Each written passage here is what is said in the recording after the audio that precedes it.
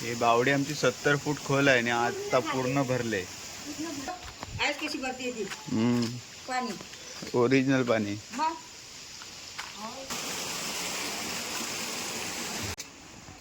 एक उपली झाल्यात। आगर जो पुन्हा भरतो। चुलीत पण पाणी शिरला दोन नुसते उघडे लागलेत मोठे मोठे। हे बघ टाकीमध्ये सुद्धा उपली लागलेले आहेत। एक उपली झाल्यात। अरे पाणी भरून घ्या।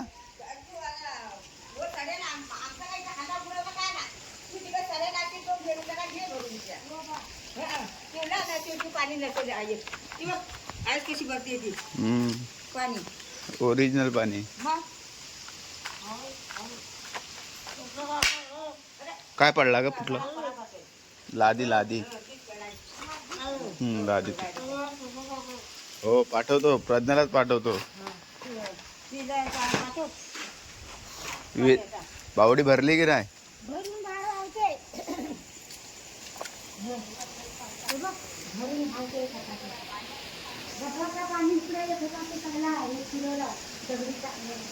कोणी टाकलं?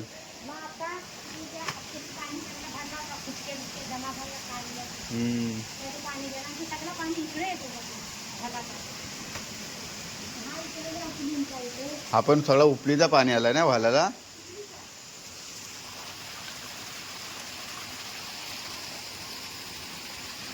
सगळा उपलींचं पाणी।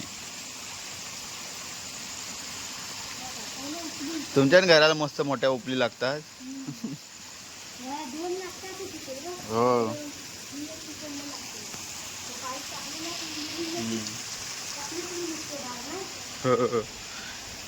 हे बावडी आमची 70 फूट खोल आहे आणि आता पूर्ण भरले। हो साईडने येते। भाजी कसली? कोडशीला गेली नव्हती का काही?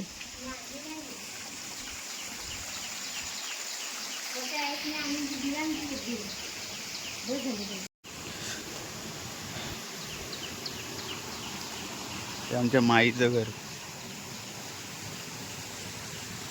आणि माईच्या घरात सुद्धा उपली झाल्यात।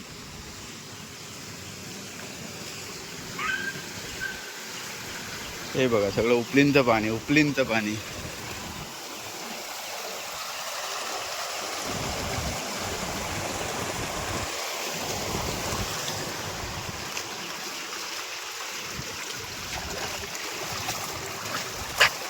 मंडळी लहानपणापासून ना मी या भागामध्ये नेहमी पाणी पाहतो आणि नेहमी ते झरे उगम पावतात। दरवर्षी जास्त पाऊस पडला ना की ते झरे येणारच आणि नैसर्गिक झरे। आणि यंदा भरपूर पाऊस पडल्यामुळे हे झरे पुन्हा उगम पावलेले आहेत। त्यावेळी बघा तुम्ही काकी वो पाणी घ्या घरी। अरे बापरे हो हो जातोय।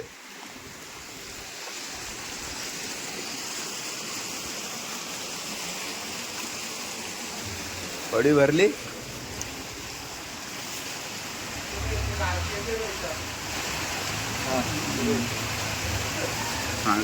आगर जो पुन्हा भरतो।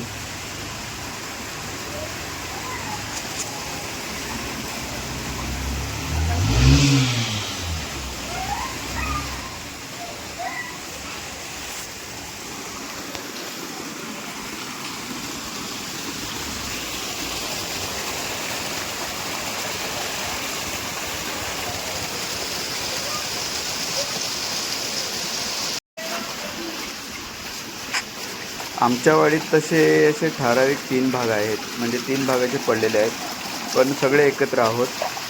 मधला जावट पलीकडे आणि अलीकडे. तर जो मधला जावट आहे ना तो थोडा खलग्यामध्ये आहे आणि त्या भागाला असे झरे दर पावसामध्ये येतात, म्हणजे जास्त पाऊस पडला तरच येतात.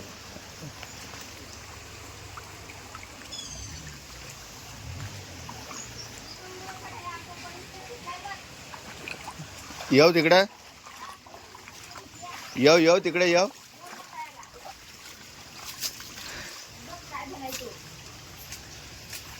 चूल पेटवला ना पावसात. अरे बापरे.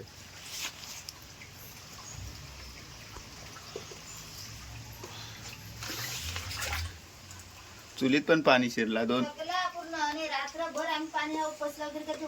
ह्या बघ उपली सगळ्या झाल्या रे. हे बघ ह्या उपल्या हे बघ. ह्याच्यातनं उपली आहे, इकडून उपली, त्या संडासाच्या पूर्ण ह्याच्यातनं हा इकडचा बाण पूर्ण उपाडलाय. पूर्ण हा सगळा उपाडलाय.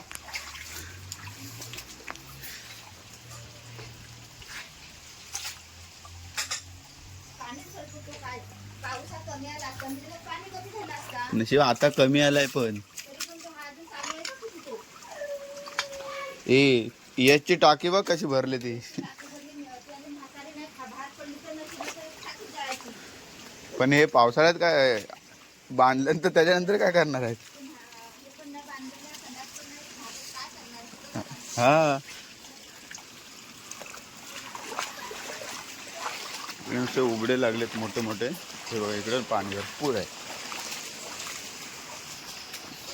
आणि संडासची टाकी खोदलेली आहे. संडासच्या टाकीमध्ये सुद्धा उपली लागलेल्या आहेत.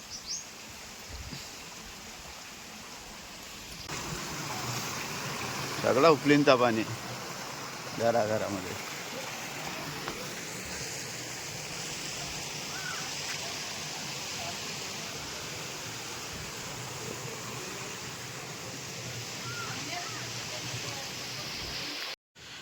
ही अंगणवाडी आहे.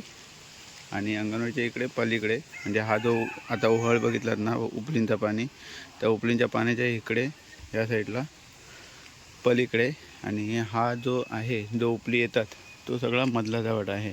आणि मधल्या जावटामध्ये दरवर्षी पाऊस पडला ना की भरपूर अशा उपली येतात. नैसर्गिक पाणी तयार होतं. आणि ते भरपूर प्रमाणात असं प्रत्येकाच्या घराघरातून पाणी येत असतं. आणि इकडे आपलं विठ्ठल रखुमाईचं मंदिर. भात बघा वाऱ्याने कसा डुलतोय तो.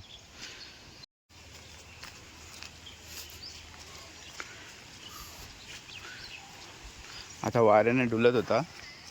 आणि आता जसं जवळ आलो तसा शांत झाला. भात आमच्याकडे पाऊस खूप लेट आला त्यामुळे भात म्हणजे आव्हान आता एवढंच झालं आहे. रुजू आता एवढंच झालं आहे.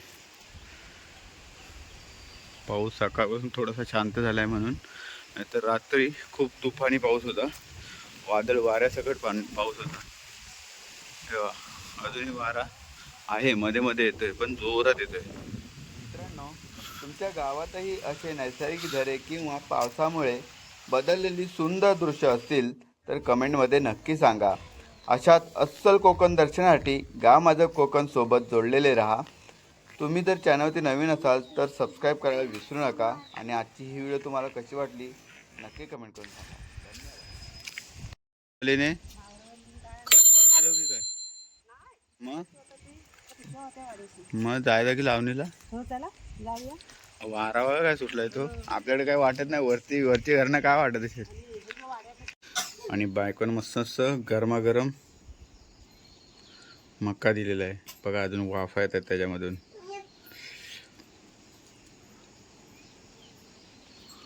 आणि वारा सुटलाय. आवाज येतो मध्ये मध्ये. या मका खायला.